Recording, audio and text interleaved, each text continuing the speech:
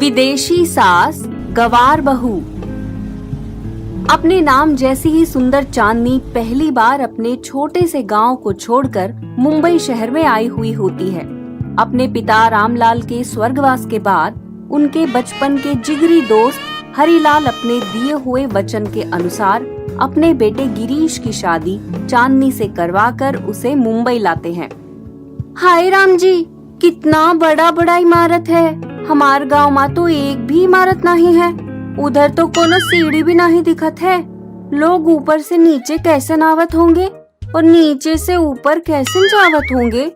हाँ बाबूजी, अरे बाबूजी, कहाँ हुआ? आप कुछ बोल काहे नहीं रहे हो? डैड, क्या हुआ? आप क्या सोच रहे हैं? गिरीश, मैंने अपने दोस्त रामलाल को दिए हुए वचन को निभाने के लिए तुम्हारी शादी चांदनी से करवा दी और तुमने भी उसे मान लिया। लेकिन तुम्हारी विदेशी माँ इस शादी और चांदनी को कभी स्वीकार नहीं करेगी। चांदनी कम पढ़ी लिखी है और गांव की लड़की है। उसे ये बात अच्छी नहीं लगेगी। डैड, मैं मॉम को समझा दूंगा, आप चिंता मत कीजिए। और चांदनी कम पढ़ी लिखी है तो उसमें क्या हुआ? हम उसे शहर के सारे तौर तरीके सिखा देंगे। क्यों चांदनी? हाँ हाँ, मुझे कोनो दिक्कत नहीं है। आप जैसन कहोगे मैं सब सीख लूंगी। थोड़ी देर बाद सब घर पहुंच जाते हैं। घर पहुंचने पर गिरी, ये लड़की क्या बोल रही है? मैंने मेरे दोस्त को वचन दिया था, इसलिए इन दोनों की शादी करवा दी है। मॉम, माना कि चांदनी कम पढ़ी लिखी है, लेकिन वो जल्दी ही सब सीख जाएगी। हाँ हाँ सासू माँ, मैं आपको शिकायत का कोनो मौका नहीं दूंगी। मैं तुम्हें अपना बहू का भी नहीं मानूंगी। चांदनी अंदर जाने लगती है। तभी वो एक जगह रुककर हाथ जोड़कर खड़ी हो जाती है। उसे ऐसा करते देख, ये क्या कर रही हो बेटी? बाबूजी, मैं उस मूरत को प्रणाम कर रही हूँ। वैसन किसकी मूरत है ये? मोनिका ये देखकर जोर जोर से हंसने लगती है। यू फूल, ये कोई मूरत नहीं, कमोड है, कमोड। कमोड? अब ऊ का होता है? फिर गिरीश चांदनी को अंदर ले जाकर सब समझा देता है। अगले दिन सुबह, सुनो हैरी, आज मैं अपनी फ्रेंड्स के साथ किटी पार्टी में जाने वाली हूँ। मे बी मुझे घर आने में लेट हो जाएगी। किटी पार्टी ऊ का होता है सासू जी? आई टोल्ड यू ना कि मुझे सासू जी मत बोलो, इडियट।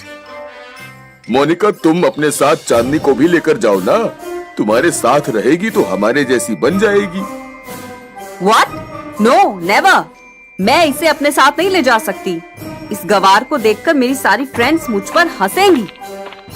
हरिलाल फिर भी जिद करता है और ना चाहते हुए भी मोनिका चांदनी को अपने साथ ले जाती है।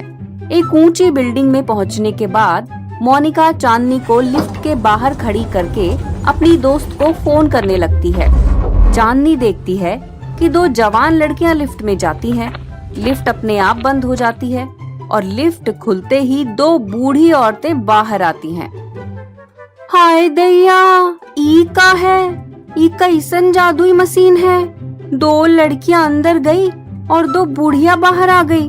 लगता है कि जो भी इसके अंदर जाता है बूढ़ा बनकर बाहर आता है।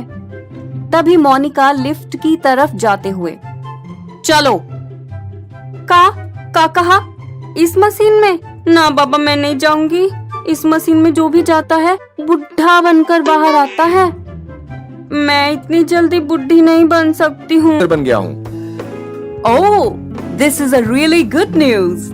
आई am very happy for you my son. Congratulation Girish ji. तुमने क्या बोला अभी? कंगारू क्या? मॉम, शायद वो कंग्रेचुलेशंस कहना चाहती है। हाँ, वही, कांग्रेचुलेशन। चांदनी की ये बात सुनकर सब हंसने लगते हैं। एक दिन सब हॉल में बैठे हुए होते हैं। तभी चांदनी जोर से चिल्लाने लगती है, काचरोच, काचरोच। क्या हुआ चांदनी? क्यों चिल्ला रही हो? अरे वो देखिए, वहाँ एक काचरोच है। क्या है? काचरोच, वो ना ही ऐसा बड़ा होता है और उसकी बड़ी बड़ी मूछें भी होत हैं। मोनिका को कॉकरोच दिखता है। अरे इडियट, वो कॉचरोच नहीं, कॉकरोच बोलते हैं उसको। चांदनी के लिए मोनिका की आवाज सुनकर बाहर आ जाते हैं और उसे उठाकर अंदर ले जाते हैं। गिरीश डॉक्टर को बुलाता है। डॉक्टर कहते हैं कि मोनिका की कमर में बहुत चोट आई है और उसे पूरे 1 महीने तक बेड रेस्ट लेनी पड़ेगी। उस 1 महीने में चांदनी मोनिका की बहुत सेवा करती है और मोनिका का दिल जीत लेती है। चांदनी मुझे माफ करो, मैंने तुम्हें बहुत भला बुरा कहा। तुम सच में एक बहुत अच्छी लड़की हो। मैंने हमेशा सपना देखा था कि मेरे गैरी की शादी भी मेरे जैसी फॉरेनर से होगी और गैरी ने तुम जैसी कम पढ़ी लिखी लड़की के साथ शादी की। आप जैसी बनने की कोशिश करूंगी। उस दिन से चांदनी मोनिका से सब सीखने लगती है और मोनिका भी चांदनी को अपनी बहू के रूप में अपना लेती है।